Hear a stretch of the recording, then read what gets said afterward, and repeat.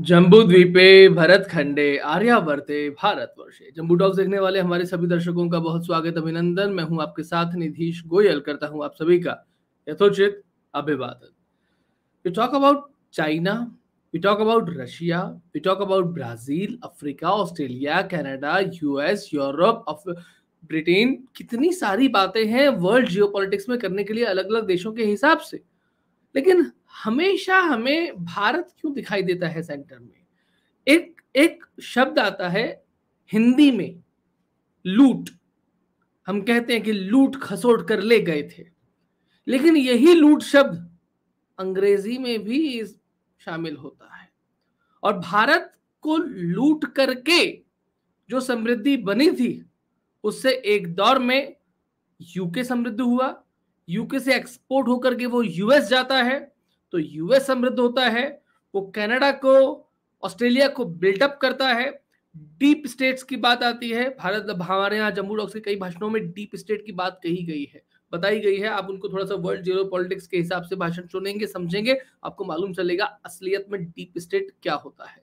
Private sector किस तरीके से दुनिया को चलाने में काम कर रहा है। हम लोग जब ईस्ट इंडिया कंपनी की तरह से काम बात करते हैं ना, तो पूरी दुनिया में आज भी ईस्ट इंडिया कंपनी जैसी कई सारी कंपनीज हैं जो काम कर रही हैं। डीप स्टेट की बात उनसे मिल करके आती है। लेकिन आज जो है ना, हम अपने ऐसे वर्तमान पड़ोसी की बात कर रहे हैं जो भारत का कभी पड़ोसी रहा ही नहीं, पिछले 75 वर्षों में उसे पड़ोसी बना दिया गया, और जो एक कुत्सित मानसिकता के साथ, विकृत मानसिकता के साथ में आते हैं।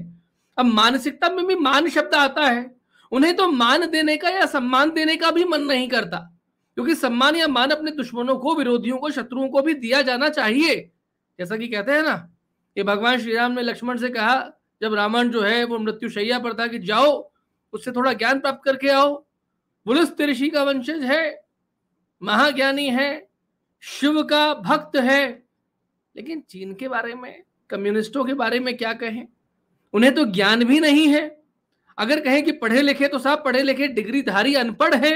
अब अनपढ़ क्यों है, कारण क्या है, और कैसे विकृत मानसिकता के कारण से कितने लाखों करोड़ों लोगों को कुछ वर्षों के कालखंड में मार डाला गया। क्या बात थी वो।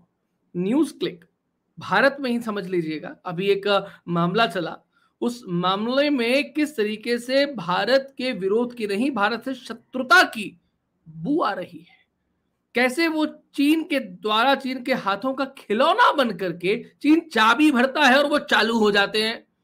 हम समझ पाते हैं या नहीं समझ पाते? नहीं समझ पाते तो आज की भाषण से समझिएगा और दूसरे लोगों को भी समझाने का थोड़ा प्रयास कीजिएगा।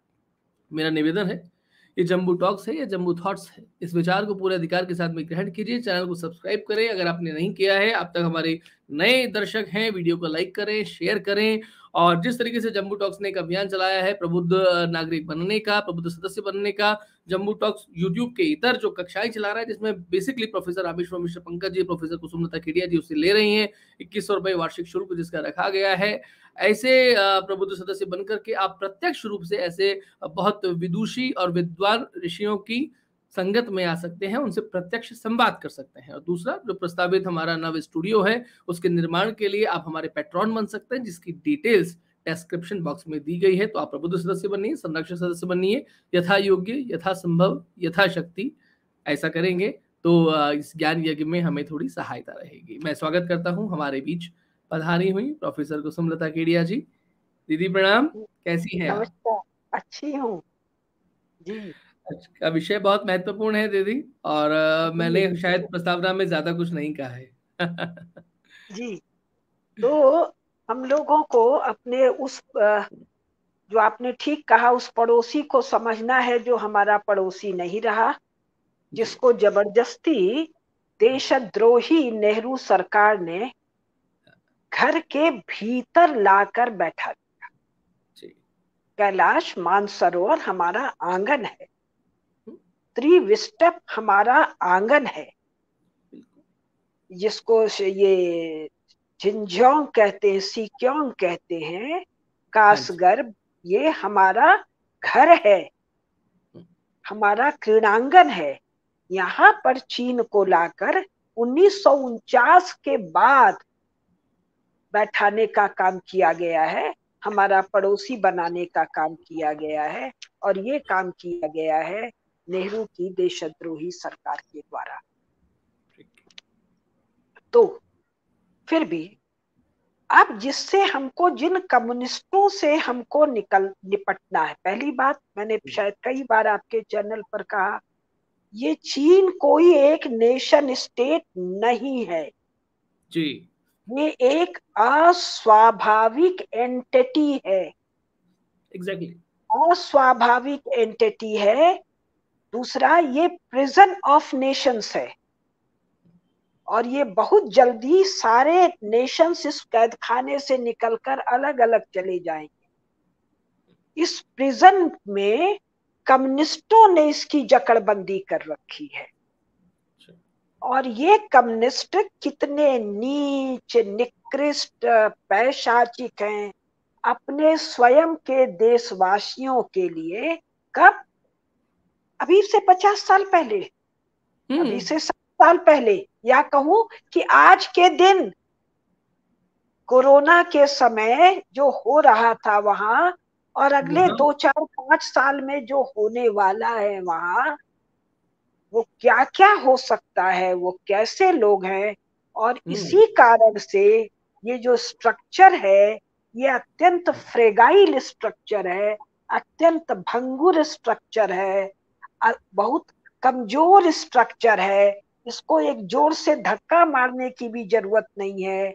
ये स्वयं अपने भार से ताश के, वो क्या बोलते हैं ना, ताश जोड़ जोड़ के ऐसे ताश के बना महल दिए, की तरीके से ढह जाएगा। स्वयं अपने आप ही हवा के झोंके से ढह जाएगा। इसको मुक्का मारने की भी जरूरत नहीं है। और आपने जिस न्यूज क्लिक का संदर्भ लिया, जी, तो न्यूज क्लिक के पेरोल पर रहने वाले कैसे निकृष्ट अनपढ़ हैं, इसका अंदाज हम लोगों को आज लग जाएगा। हम का हीरो है माओ। जी, इस कम्युनिस्ट चाइना का आर्किटेक्ट है माओ, इसको बनाने वाला है माओ। माओ के पहले की कहानी फिर किसी दिन सुनाएंगे। आज जरा इस शी जिनपिंग को समझने का प्रयास कर रही हूँ, माओ के द्वारा और हमारे नरेंद्र मोदी से तुलना करके, कहाँ सूर्य, कहाँ अंधेरी काली रात का उल्लू चमगादड़, ठीक ये है। तुलना कुछ ऐसी बनेगी। तो ठीक है, शुरू करते हैं। हाँ जी। इन लोगों ने, इन कम्युनिस्टों ने करोड़ों करोड़ों लोगों को किस बर्बरता और पैशाचिकता से मारा है। करोड़ों लोगों की डेलिबरेट हत्या, और ऐसी वाली हत्या नहीं, हिटलर वाली गैस चेंबर वाली हत्या भी। किस पैशाचिक धीमे ढंग की हत्या है, ठंडे खून की हत्या है, बर्बरता है। इसको हम आराम से समझने का प्रयास करेंगे। तो सब 4-5 बड़ी घटनाएं हैं, उनमें से एक को आज मैं उठा रही हूँ, जिसको जो भी थोड़ा बहुत ये कम्युनिस्ट चीन वीन को जानते हैं, उन लोगों ने सुना होगा, द ग्रेट लीप फॉरवर्ड, लंबी छलांग। तो ये जो लंबी छलांग का झंझट है, ये हरदम नॉन स्टेट प्लेयर की कंपल्शन है। ध्यान दीजिए जो मैंने नया शब्द प्रयोग किया, नॉन स्टेट प्लेयर। हमारे प्रधानमंत्री नरेंद्र मोदी किसको रिप्रेजेंट कर रहे हैं? 140 करोड़ भारतीयों को, जिन भारतीयों के सामूहिक आकांक्षाओं को पूरा करने का इंस्ट्रूमेंट है राज्य। यद्यपि वर्तमान राज्य यूरोपीय नेशन स्टेट के ढांचे में ढला हुआ है डिफैक्टो, लेकिन डिजूरे जो हमारे चित्त में है, जो मोदी जी के चित्त में है, जो भारत के राज्यकर्ताओं के चित्त में है, वो है भारत का राज्य। तो भारत का राज्य 10-20 हजार साल के फ्रेम में काम करता है। जैसे अभी मोदी जी ने कहा 15 अगस्त को कि हम जो 2047 तक यानी अगले 25 साल में जो काम करने जा रहे हैं वो आगे के 1000 साल की आधारशिला रखें। सैकड़ों साल, हजारों साल, लाखों साल ये राज्य, राजा, राजदंड, धर्मदंड के चिंतन का विषय है। और लंबी छलांग, ऊंची छलांग, फटाफट छलांग, क्रांति, ये विषय किसका है? नॉन स्टेट प्लेयर्स का है, क्योंकि इनके पास समय नहीं है। नॉन स्टेट प्लेयर कई प्रकार के हैं। एक प्रकार है डिक्टेटर, कम्युनिस्ट पार्टी का हेड। अब ये 50, 55, 52, 60, बहुत जल्दी आए तो 52 में, देर से आए तो 64, 66 में ये सत्ता को अपने कब्जे में ले पाते हैं। स्टेट को नहीं, स्टेट तो वहां, राज्य को नहीं, राज्य तो वहां है ही नहीं। और कम्युनिस्ट रेजिम में स्टेट भी नहीं है। कम्युनिस्ट रेजिम में कम्युनिस्ट पार्टी है और बहुत सी पार्टियों जैसी पार्टी नहीं है। उसका किसी से कंपटीशन नहीं है। दुष्टों का, हत्यारों का, अपराधियों का, दुर्दांत अपराधियों का एक समूह है। और ये सब बात मैं जिम्मेदारी के साथ कह सकती हूँ। मेरे हाथ में एक पुस्तक है, the black book of communism. ये 1999 में छपी है, आधिकारिक पुस्तक है। यूरोप के कम्युनिस्ट, एक्स कम्युनिस्टों ने इसको लिखा है। इससे भी मैं बताऊंगी शायद आज या आगे वाले भाषणों में। तो ये दुर्दांत हत्यारों का, अपराधियों का एक गिरोह है जो स्टेट मशीनरी पर कब्जा करता है। किस लिए? उस जिसके हाथ में सत्ता आ जाती है, उस सत्ता पर कब्जा करने के लिए 8, 10, 12, 14, 2, 4, 5 लगते हैं। सबको काटते मारते मारते एक के हाथ में आता है। और जिसके हाथ में आता है, जब आता है तो अपना सपना पूरा करने के लिए उसके पास समय नहीं होता है। जो ये नॉन स्टेट प्लेयर मनुष्य हैं। राज्य संस्था है, राष्ट्र के नागरिकों के एस्पिरेशंस को, के धर्ममय एस्पिरेशंस को धर्ममय व्यवस्था में पूरी करने का एक इंस्ट्रूमेंट है, एक संरचना है। और यहाँ क्या है?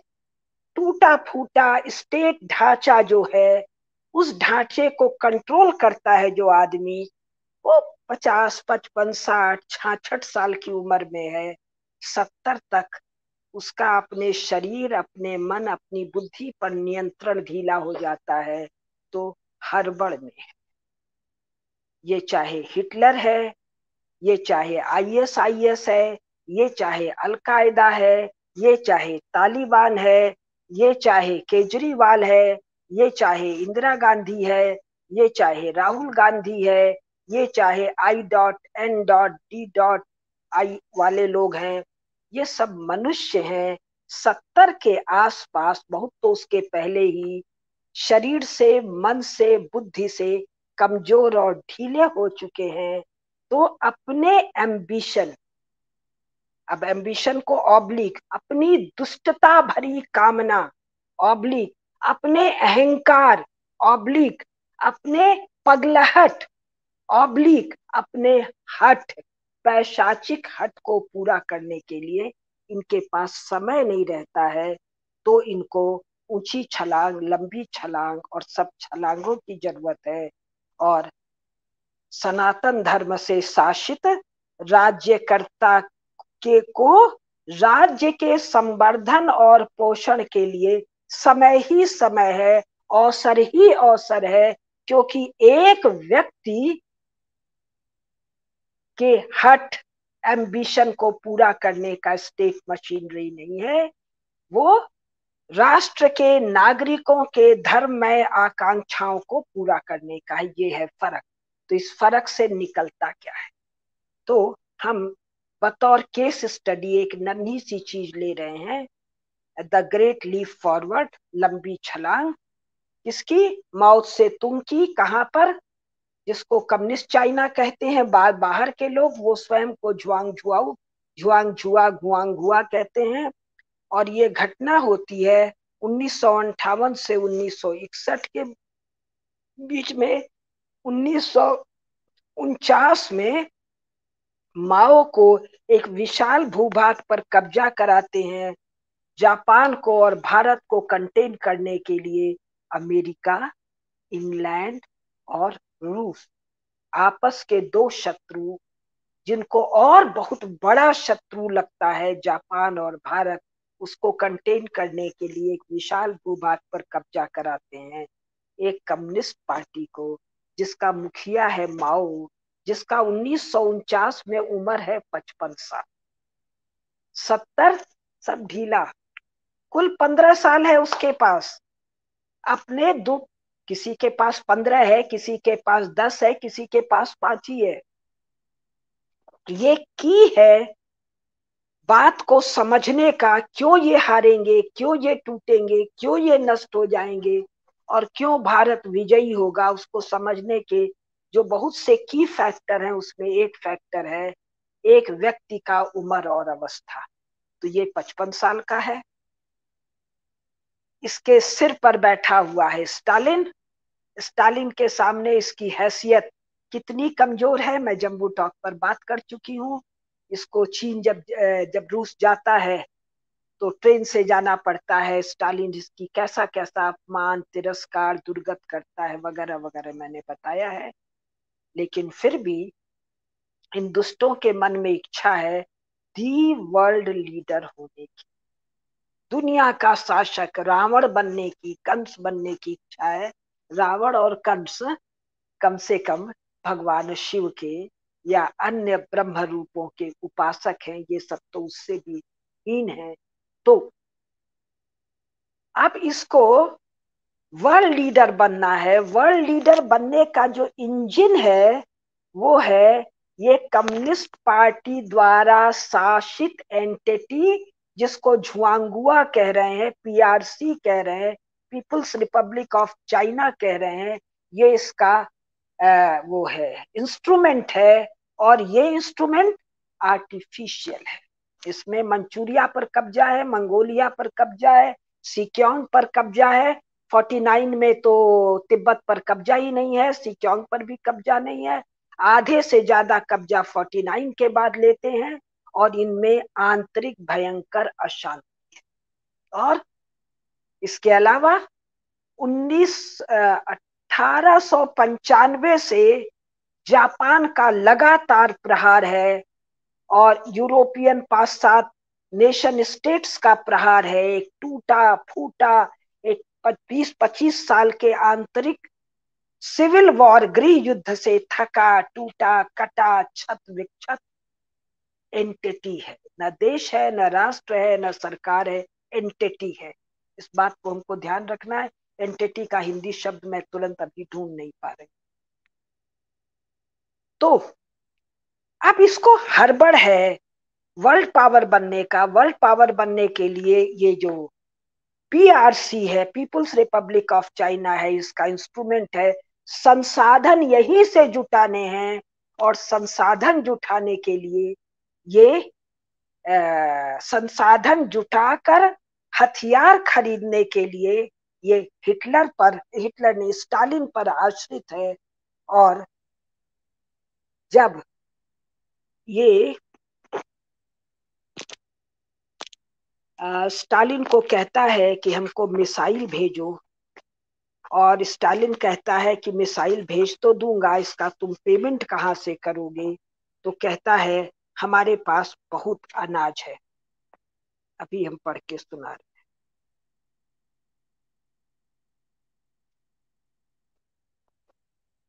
या वो लाइन नहीं मिल रही है मुझे। तो वो कह रहा है हमारे पास बहुत अनाज है, बहुत एग्रीकल्चरल प्रोडक्शन है, ये हम आपको भेज रहे हैं।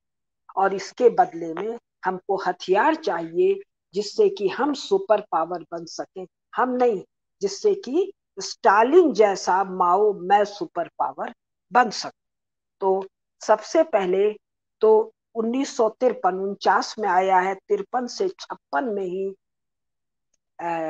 ये पीआरसी नामक एंटिटी के किसानों से, जिसमें मंचूरिया भी है, मंगोलिया भी, इनको चीनी चीनी नहीं कहना है हमको। इस समय तक सिक्योंग के लोग भी आ गए हैं, तिब्बत के लोग भी आ गए हैं, इनको भयंकर रूप से काट मार रहा है, वसूल रहा है, उस पर हम बाद में आएंगे। अब हम आते हैं ग्रेट लीप फॉरवर्ड पर। तो ये चालू होता है मई 19, हाँ, इसको लॉन्च करता है मई 1958 में। इस समय इसकी उम्र है 64 साल। 70 साल में केवल 6 साल बचा है, हड़बड़ है। और 62 में भारत पर अटैक है, वो भी ध्यान रखिएगा। अब मैं एक पुस्तक से पढ़ रही हूँ, जो मेरा मानना है कि भारत के राज्यकर्ताओं को ये पुस्तक अवश्य सरसरी निगाह से देख लेनी चाहिए। इस पुस्तक को अगर कोई इंटेलिजेंट राज्यकर्ता या ब्यूरोक्रेट देखता है तो तय बात है, आज के शी जिनपिंग और उसकी रिजीम से निपटने के सैकड़ों छोटे छोटे क्लू मिल जाएंगे। जनवरी में माओ कहता है there is not enough food, चीन में एनफ फूड नहीं है, but people can eat less. लेकिन नहीं है तो नहीं है। अभी मैंने पुराना बैकग्राउंड नहीं दिया है जिसमें ये आदमी लोग पत्ती खा के जी रहे हैं, वो सब नहीं दिया। But in January Mao had been saying there is not enough food but people can eat less. 6 महीने बाद वो कहता है there is too much food. Both of these contradictory remarks had the same purpose, to gouge more food out of the peasants.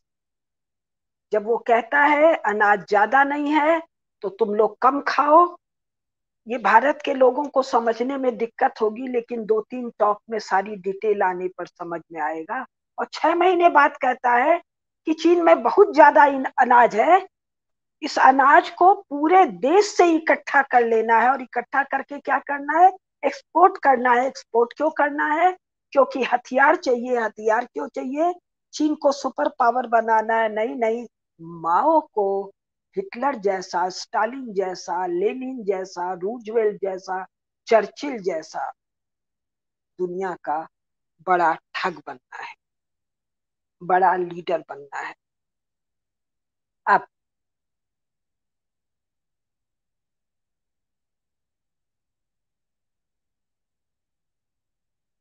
माओ को पता है, मैं पढ़ रही हूं इस पुस्तक के पेज संख्या 521 से।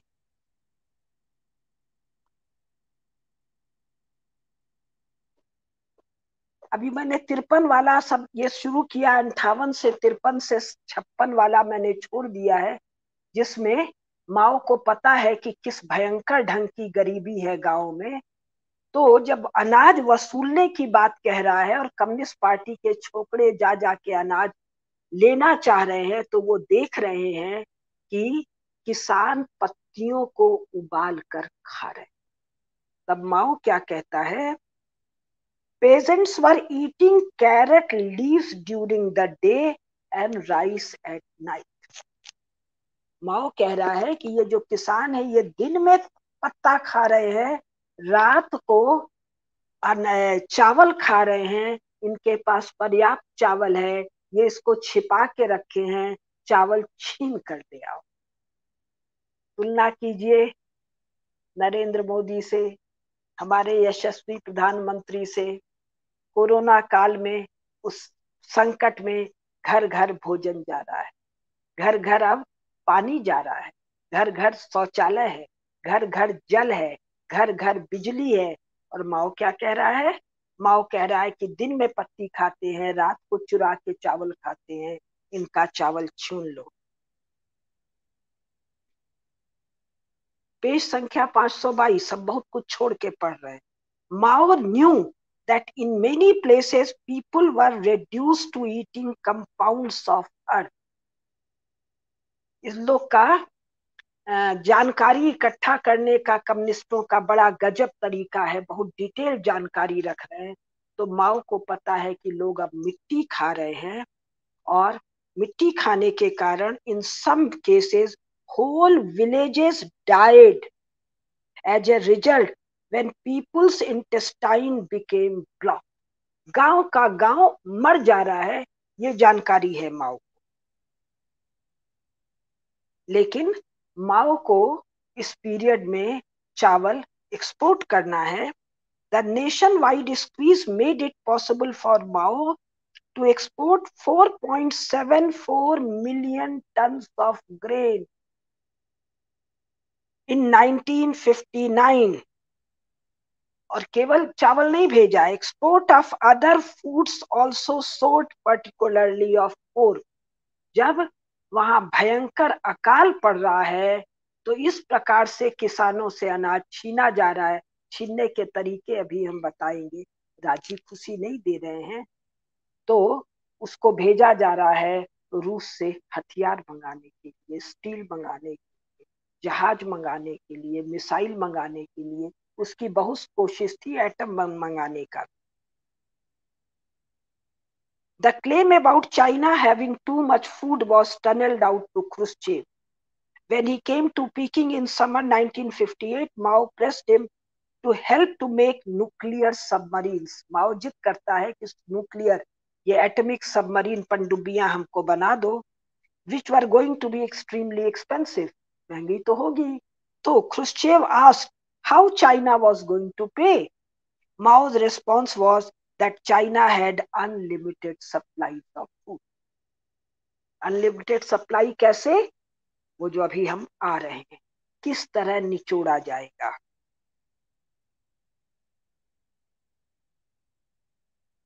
अब एक 4 लाइन और सुन लीजिए। Food was also used as a raw material in the nuclear program which required high quality fuel. Nuclear program में जो हाई क्वालिटी फ्यूल मतलब ऊर्जा चाहिए थी, वो भी अनाज से बन रही थी। Grain was turned into the purest alcohol. अनाज को मनुष्यों से छीन कर सड़ा कर अल्कोहल बनाया जा रहा है। कब? 58, 59, 60, 61 में न्यूक्लियर प्रोग्राम के लिए।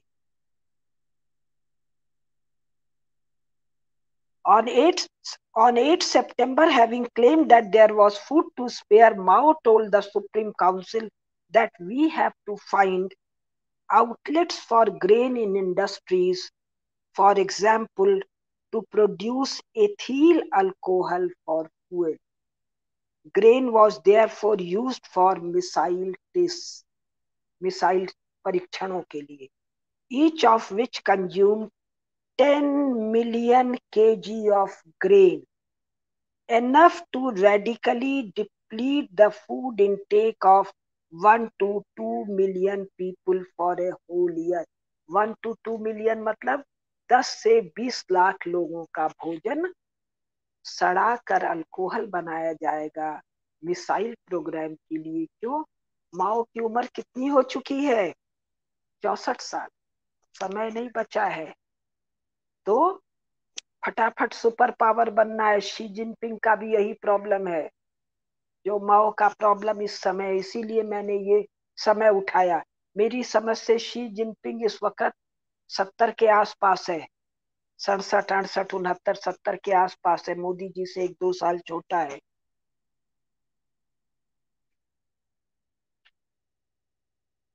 अब ये जो ग्रेट लीप फॉरवर्ड है, इसमें अनाज का उत्पादन बढ़ाना है। मैं थोड़ा आराम से चल रही हूँ। तो इसके लिए डैम्स बनाने हैं, रिजर्वेयर्स बनाने हैं, मतलब बांध बनाने हैं जहां पर पानी इकट्ठा करना है, कैनाल्स बनाने हैं।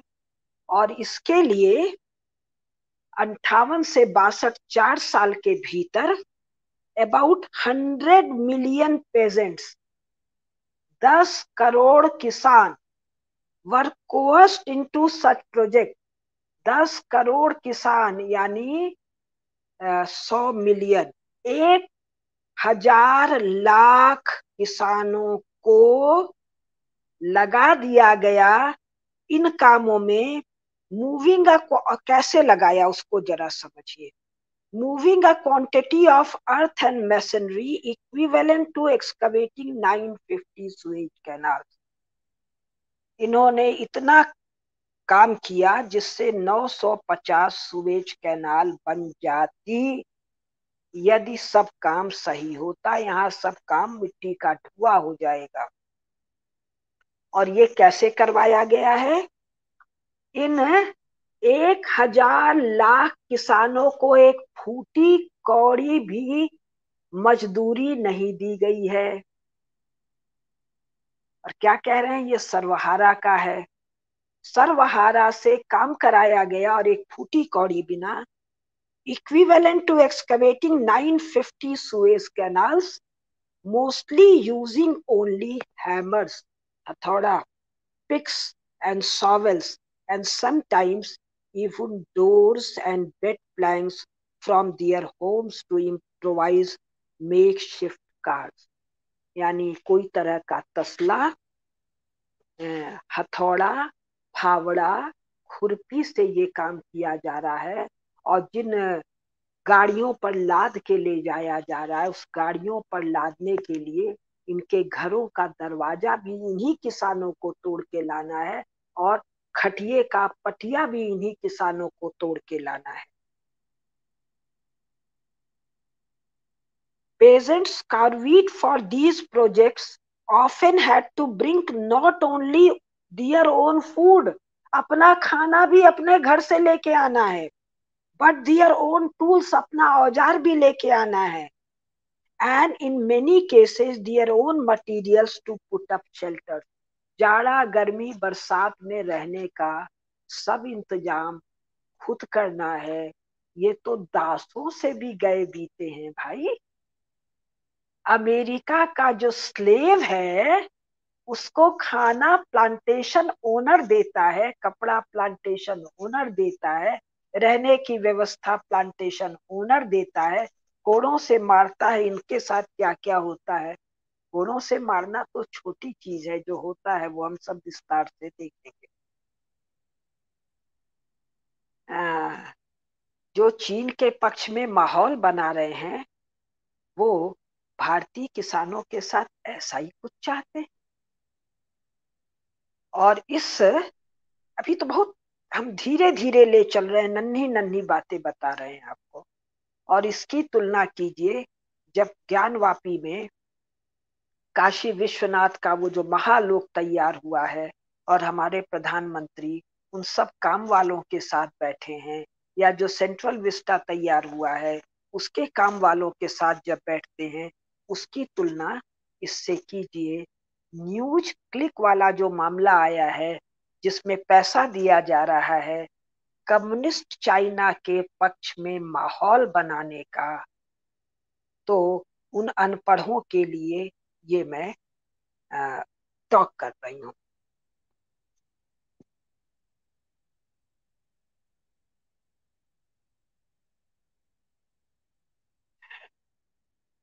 In the absence of safety measures and medical care, accidents were frequent, as were deaths, and Mao well knew. Accident भी है, रोग भी है, भूखमरी भी है, बीमारी भी है, वेस्टेज भी है, परिवार से दूर रहने का कष्ट भी है, और जो कष्ट है वो शायद अगले टॉक में मैं बताऊंगी। और माओ को ये सब पता है। वो जब माओ बात करता है, प्रोविंशियल हेड, कौन से हेड? Communist head. ये स्टेट नहीं है, ये कम्युनिस्ट पार्टी का पैशाचिक कंट्रोल है स्टेट मशीनरी को अपने हित में ऑपरेट करने की। In April 1958, Mao observed, as Henan had promised to move 30 billion cubic meters that coming winter, I think 30,000 people will die. माओ कहता करीब 30,000 आदमी मरेंगे। And we, another of Mao's favorite provinces, said 20 billion cubic meters, and I think 20,000 people will die. 30,000. Okay. When senior officials in Gansu province appealed against destroying human lives in these projects, Mao had them condemned and punished as rightist anti-party. दक्षिणपंथी अगर मनुष्यों के जानों की चिंता करते हो तो तुम दक्षिणपंथी हो, मनुष्यों को नरभक्षी बनाते हो तो वामपंथी हो। भारत इस परिभाषा में दक्षिणपंथी रहेगा कि वामपंथी? सारे वामपंथी तय कर लें। अब एक कैनाल बनाना है ग्रेट लीप फॉरवर्ड के लिए, अनाज के उत्पादन को बढ़ाने के लिए, ऐसा उत्पादन जिससे 7 साल 10 साल पहले है, 15 साल, फिर है 8 साल, फिर है 3 साल में इस टूटे फूटे गए बीते चाइना झुआंगनाओ नाम के एंटिटी को यूएसए की बराबरी करना है। क्यों? माओ को रूजवेल्ट बनना है, माओ को स्टालिन बनना है। तो एक 1400 किलोमीटर लंबी कैनाल खोदना। अब इसका detail, one well known project was a canal 1400 kilometre long across the drought plagued yellow earth plateau in the northwest। जो वर्तमान चीन का जो नक्शा है इसके नॉर्थ वेस्ट उत्तरी पश्चिमी में ये बनना है। It had to cross 800 mountains, 800 पहाड़ियों को क्रॉस करना है।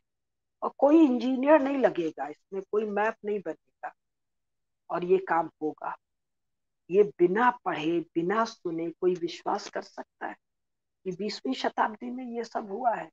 उसी के साथ जिसका ये बता रहे हैं कंपटीशन मुश्किल है।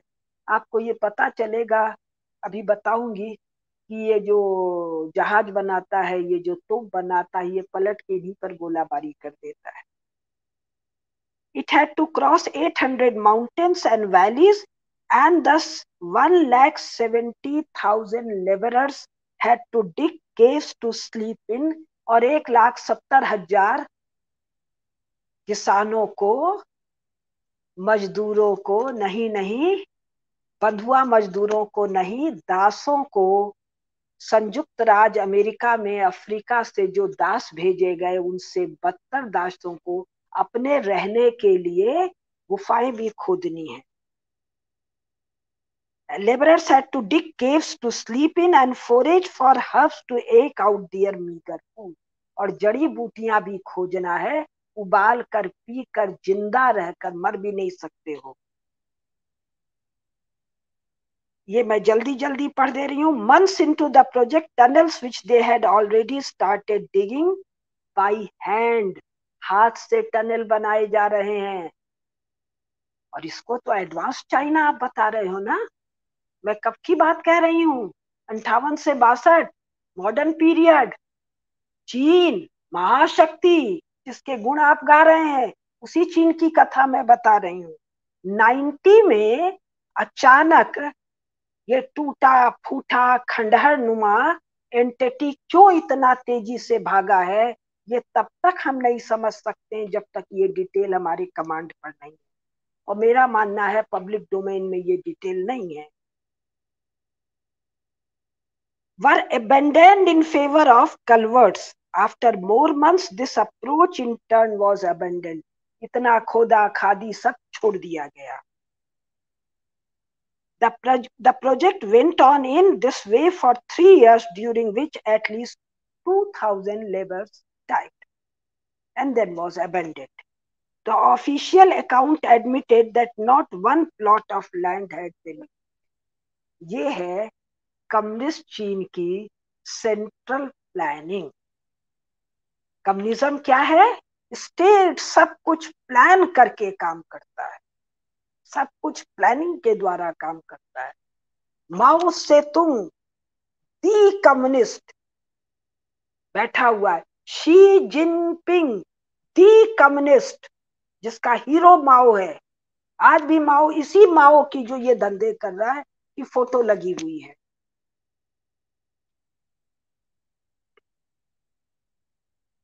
अब इसी पीरियड में जो दुनिया भर के डैम, कैनाल, अटरम सटरम, बांध बूंद बने, उनका क्या हुआ? बहुत से छोड़ दिए गए अधूरे वगैरह। Many others collapsed during Mao's lifetime.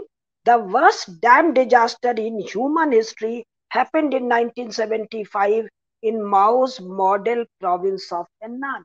मुझे याद है जब मैं कॉलेज में पढ़ती थी, यूनिवर्सिटी में पढ़ती थी, तो सारी भारत की पत्रिकाओं में चीन के कम्यून सिस्टम, चीन की सेंट्रल प्लानिंग, यही सब समय था। Great leap forward, culture revolution और दुनिया भर के मामले, लेट 100 फ्लावर्स ब्लूम का मतलब अंक के अंक भरे रहते थे। उसी की असलियत हम सुना रहे हैं। When scores of reservoirs built during the Great Leap Forward crumbled in a storm, drowning an estimated 2,40,000 people.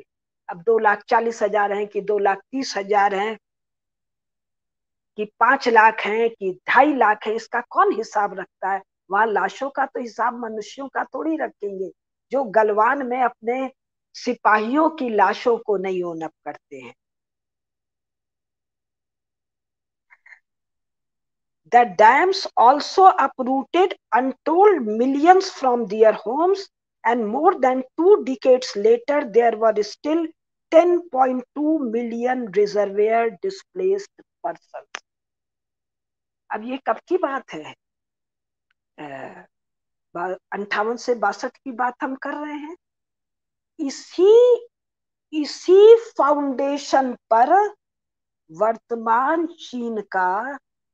वर्तमान चीन नामक पीआरसी नामक एंटिटी का पूरा सुपर स्ट्रक्चर खड़ा है।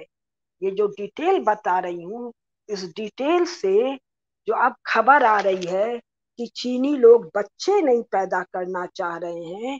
चीनी में ये सब आ गए, मंचूरियन, मानचूर, तिब्बतन, उइगर, बच्चे नहीं पैदा करना चाह रहे हैं। वो कह रहे हैं पीआरसी के लिए हम गुलाम नहीं पैदा करें।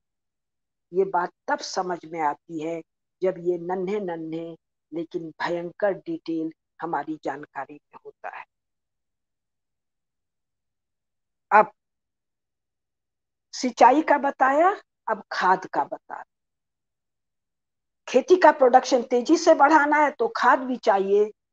तो chairman Mao, epitome of planning, epitome of modernity, epitome of left, क्या कहते हैं? Turn China into a country of pigs. China को सुअरों का कंट्री बना दो, हम देश नहीं कहें। So there will be lot of manure. अभी तो ये लाशों का मैन्योर बनाए, किसानों को मर जाने दो, मार दो, उससे बहुत अच्छी खाद बनेगी। मनुष्यों की टट्टी के लिए झगड़ा होगा, बहुत अच्छी खाद बनेगी। टर्न चाइना, हाँ, in late 1958 he actually ordered reduced chemical fertilizer imports, देना पड़ेगा पैसा। On another occasion he said turn China into a country of pigs, so there will be lot of manure and more than enough meat, मांस भी मिलेगा, which can be exported in exchange for iron and steel. अभी तो मनुष्यों का भी आएगा, इनको मर जाने दो। इनको मरने वाली जगह पर, जगह उपजाऊ हो गई है जहां इनको गाड़ा गया है, वहां पर फसल उगाओ। फसल उगाओ खाने के लिए नहीं, या तो अल्कोहल बनाने के लिए या स्टील और आयरन मंगाने के लिए। But he did not say where the feed was to come from for these pigs. इन सुअरों को खिलाने के लिए कहां से आएगा? ये कम्युनिस्ट पार्टी की प्लानिंग में नहीं है, जिसका गायन वादन ये न्यूज क्लिक वाले और उनके पेरोल पर रहने वाले पॉलिटिकल पार्टी वाले और बाकी लोग बता रहे हैं। केवल वर्तमान पर फोकस करेंगे तो ये पीआरसी के नागरिक नहीं, पीआरसी के इन बंधुआ मजदूरों का या पीआरसी के गुलामों की मानसिकता समझ में आएगी, और तब समझ में आएगा ये पीआरसी क्यों टुकड़ों में टूटने वाला है और क्यों ये दास पुनः स्वाधीन नागरिक बनने वाले हैं। वस्तुतः in fact under Mao's stewardship the number of pigs fell by no less than 48% between 1957 and 1961. अब एक और सुन लीजिए खाद के बारे में। ओवर द सेंचुरीज चाइनीज, अब इसको हम हिंदी ऐसे जल्दी से बताते हैं। हम पढ़ते इसलिए हैं कि लोगों को विश्वास हो भाई हम किसी किताब से किसी सोर्स से बोल रहे हैं, अपने मन से नहीं बोल रहे। सैकड़ों सालों से, शताब्दियों से चीन में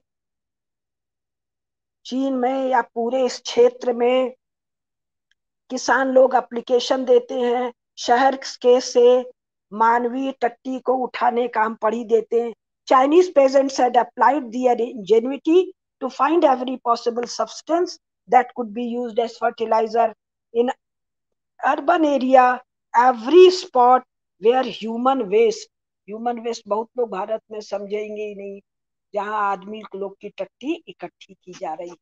अब ये कितनी विचित्र बात है, भारत में हमने ये तो देखा है, मैं गांव की हूँ, कि सवेरे लोटा लेके जाते हैं खेत खलियान की तरफ और कहीं कहीं जगह जगह अलग अलग बैठ के टट्टी करते हैं। लेकिन ये तो कह रहे हैं कि गांव से किसान आते हैं और एक एक किसान को पट्टा दिया जाता है जहां मानव की मतलब स्त्री पुरुष बच्चा बूढ़ा सबका टट्टी इकट्ठा है। तो इससे ये नहीं समझ में आता है एक ही जगह करना है या सबको अपना अपना टट्टी उठा के इकट्ठा करना है। इस वर्णन से ये नहीं समझ में आता है। और ये आते हैं फिर टट्टी को उठाते हैं, बैलगाड़ी में डालते हैं, फिर ले जाते हैं। ये काम ये रोज करते हैं, हफ्ते में करते हैं, महीने में करते हैं। ये इस डिटेल से क्लियर नहीं आ रहा है। और भारत में कैसा हल्ला था कि आदमी की टट्टी आदमी साफ करता है। न्यूज क्लिक वालों, उनके पेरोल के रहने वालों। अगला, माओ ने, ये भी ग्रेट लीप फॉरवर्ड, अभी हम हत्या का अपने बच्चों को मार के खाने की डिटेल नहीं बता रहे हैं, थोड़ा धीरे धीरे ले चल रहे हैं। अनाज को बचाने के लिए माओ ने तय किया कि 4 को मार देना है। किसको किसको? स्पैरो, गौरैया, रैट्स, चूहों को, मच्छरों को और मक्खियों को। मच्छर मक्खी वाला हम नहीं बता रहे हैं।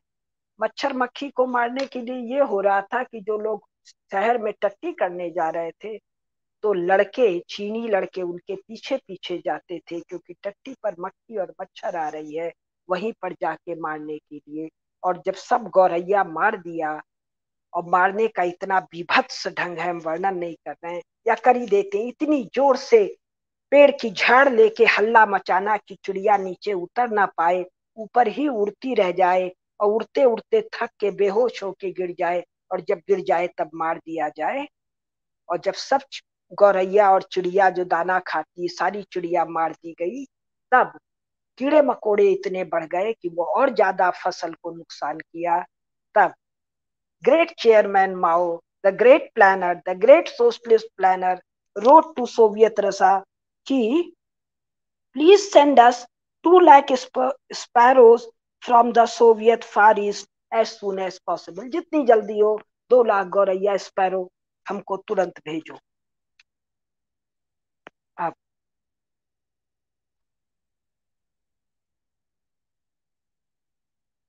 अब ये प्लानर का पेज संख्या 526।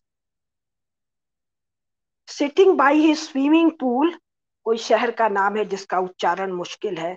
On 19 June he said to the metallurgy minister. Mao swimming pool में इसको तैरने का बड़ा शौक था, तो अपने मेटलर्जी मिनिस्टर को कहता है last year steel output was 5.3 million ton, can you double it this year? इस साल इसको दुगना कर दोगे? The yes man said all right, and that was all. ये था चीन का प्लानिंग। यही माइंडसेट आज भी काम कर रहा है। ये जो आंकड़े आ रहे हैं 18 ट्रिलियन और कितने कितने ट्रिलियन, और हमारे पास ये है हमारे पास वो है, ये सब इसी पद्धति का है। कम्युनिस्टों की पद्धति ओवरनाइट नहीं बदलती है, और यही कारण है कि ताश के महल की तरह ये बिखरेगा।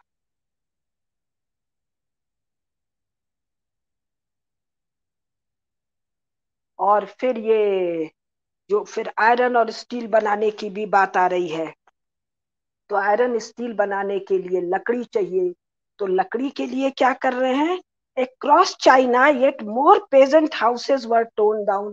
किसानों के जैसे भी टूटे फूटे रद्दी फूस के मकान है उनको तोड़ दिया गया, उन लोगों को होमलेस कर दिया गया, so that timber and thatch could be burned as fuel.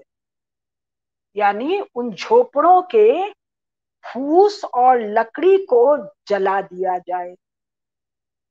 तो न्यूज क्लिक वाले और उनके पेरोल वाले कुछ ऐसा डेवलपमेंट चाहते हैं क्या भारत के? राइटिस्ट होने को अब तो ये सब वर्णन सुनने के बाद गौरव से कहना चाहिए, यू लेफ्टिस्ट, यू लेफ्टिस्ट, तुम अपने पागलपन के लिए, ये समृद्धि का मामला नहीं है, ये पागलपन का मामला है, मैनियकपन है। किसका? माओ का। अभी किसका है? शी जिनपिंग का। और इसी तरह और नाम होते जाते हैं। हिटलर का था, मेरे लाइफ टाइम में मैं दी मोस्ट पावरफुल लीडर बन सकूं, इसीलिए पुराने जमाने में अमृतत्व की कहानियां हैं। अब फिर मैं थोड़ा छोड़ के बता रही हूँ। अब इन सब का 4 साल में क्या हुआ, इस तरीके के काम करने का। China ended up with planes that could not fly. ये जो माओ के टाइम की कहानी है, यही कहानी आज के PRC. Planes that could not fly, tanks that would not go in straight line, on one occasion a tank swerved round and charged at watching VIPs, and ships that were almost a greater hazard to those who sailed in them than to China's enemies. When Mao decided to give Ho Chi Minh a helicopter, the manufacturers were so scared it might crash that they detained it at the border. इस तरह से जब communist काम करते हैं अपने maniac dream को पूरा करने के लिए, तो उनका ड्रीम भी पूरा नहीं होता है, जैसा कि शी जिनपिंग का नहीं होगा।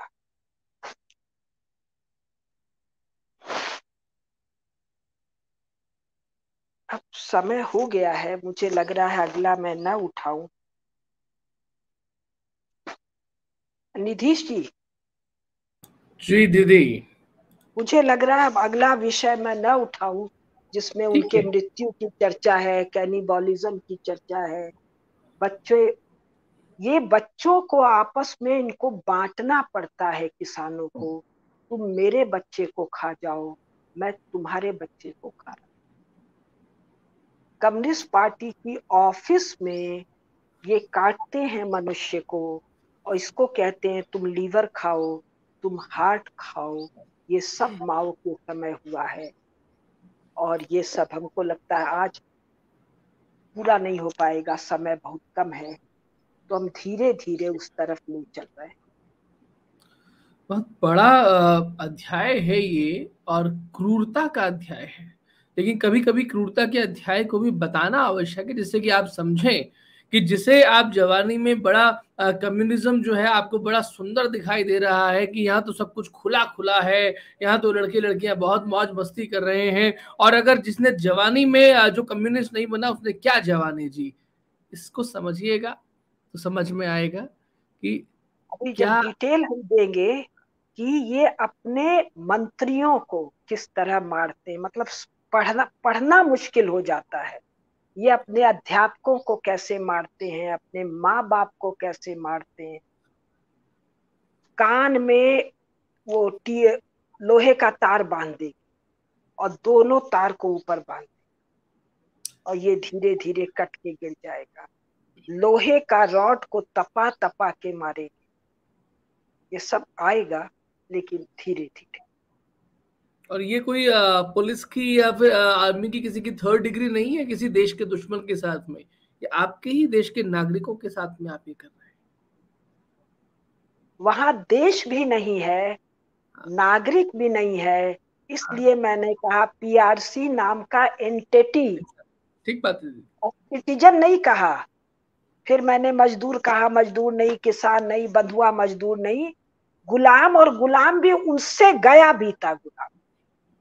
वो उसको जिंदा रखना जरूरी समझते थे। माओ कहेगा कि मरो मरो और फिर मरने को सेलिब्रेट करो, मरने पर रोना नहीं है, मरने को सेलिब्रेट करना है, मरने के बाद और बहुत कर्म है, वो बाद में बताओ।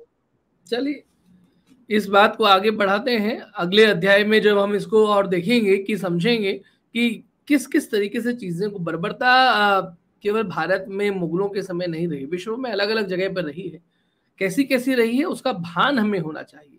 इसलिए भारत के ज्ञान को अगर आपने अपने मस्तिष्क में नहीं रखा तो संभावना आपकी बनती नहीं है। जियोपॉलिटिक्स आप देखिए। तो दुष्टों के बारे में जानकारी कर लें, जो आप करवा रहे हैं जम्बू जी टॉक के मार्फत, तो वो बहुत बड़ा करेक्शन हो जाएगा। एग्जैक्टली, ठीक कह रहे हैं। चलिए हम दुष्टों के माध्यम बारे में जानकारियां लगातार देते रहेंगे और उनकी पोल खोल करना ये बड़ा हाँ, आवश्यक है, और आप जैसे लोग ही वो काम कर सकते हैं जिन्होंने उसके सारे के सारे जो तंतु हैं, जो धागे हैं, वो खोल रखे हैं। चलिए आज इसको के तो जब मैं लिए पढ़ूंगी तो हम्म शायद 2 पेज पढ़ने के बाद आपको भी लगेगा दीदी बंद कर दो, ऐसा लगे। उस जी पेज का अगले एपिसोड में हम लोग प्रतीक्षा करते हैं दीदी। आज के लिए इतना ही। सभी दर्शकों को धन्यवाद देता हूँ, और अपने कमेंट्स जो हैं वो जरूर लिखिएगा। कमेंट्स लिखते हैं तो फिर रीच बनती है, लोगों तक पहुंच बनती है। कैसा आपको कार्यक्रम लगा? इस कार्यक्रम में आपके प्रश्न हो सकते हैं, आपके सुझाव हो सकते हैं, आपकी कुछ बातें हो सकती हैं, कमेंट्स हो सकते हैं, करिएगा जरूर। लाइक करें, शेयर करें, बात को आगे बढ़ाने में सहयोग करें, और ये जो पुस्तक दिखा रही हैं प्रयास छोटी सी करें। पुस्तक है, बहुत छोटी भी नहीं है, लेकिन बहुत कंसाइज वे में इसमें तथ्य दिए हुए हैं। जो चीन को समझना चाहते हैं कम से कम इसको जरूर खरीद ले, पढ़ ले। एग्जैक्टली चीन का विघटन होना तय है, और चीन के विघटन के बारे में बहुत सारी बातें हमारे आने वाले कार्यक्रमों में लगातार आपको मिलती रहेंगी देखने के लिए, समझने के लिए। ठीक है दीदी, प्रणाम, जी तो जय श्री राम, वंदे मातरम।